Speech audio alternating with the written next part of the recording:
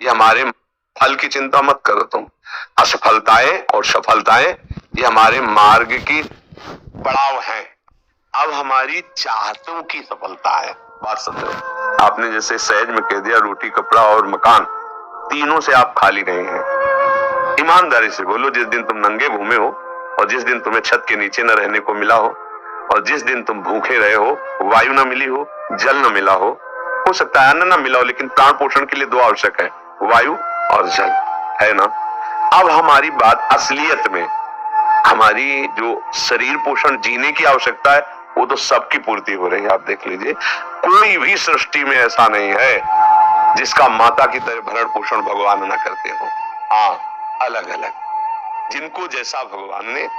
अब हमारी जो असफलता है उसमें हमारी चाहत है, मैं कपड़ा तो पहनूं पर ऐसा पहनूं, समझना, रोटी तो खाऊं पर ऐसी खाऊं, मकान तो हो पर ऐसा हो। समझ पा रहे हैं आप? अब इसके लिए हमारा कर्म कार्य करेगा, आएगा।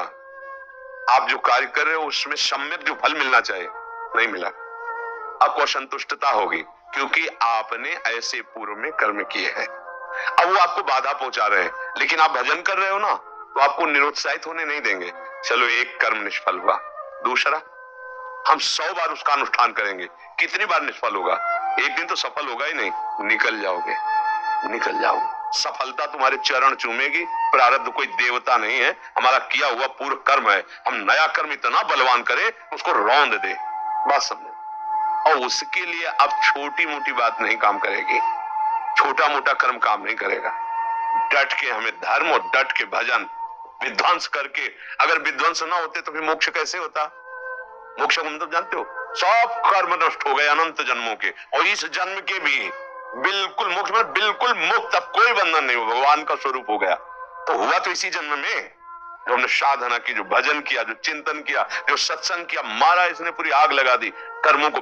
संचित कर्म विध्वंस हो गए, जमा गोदाम क्रिमाण जो कर रहे हैं ये चिपकाव फसाव वाले नहीं हुए, क्योंकि सब समर्पित कर दिए भगवान को। प्रारब्ध आया, भजन के बल से उसको भोग रहे हैं, वो मैं परास्त नहीं कर सकता, निकल गए आगे। सुदामा जी की दशा क्या थी? नहीं थी, ये भी व्यवस्था नहीं थी। परिणाम में क्या हुआ? जैसी द्वारिकापुरी वैसी सुदामापुरी। फल की चिंता मत करो तुम। असफलताएं और सफलताएं ये हमारे मार्ग की पड़ाव हैं, कोई गर्मी वाला, कोई सुखद वाला।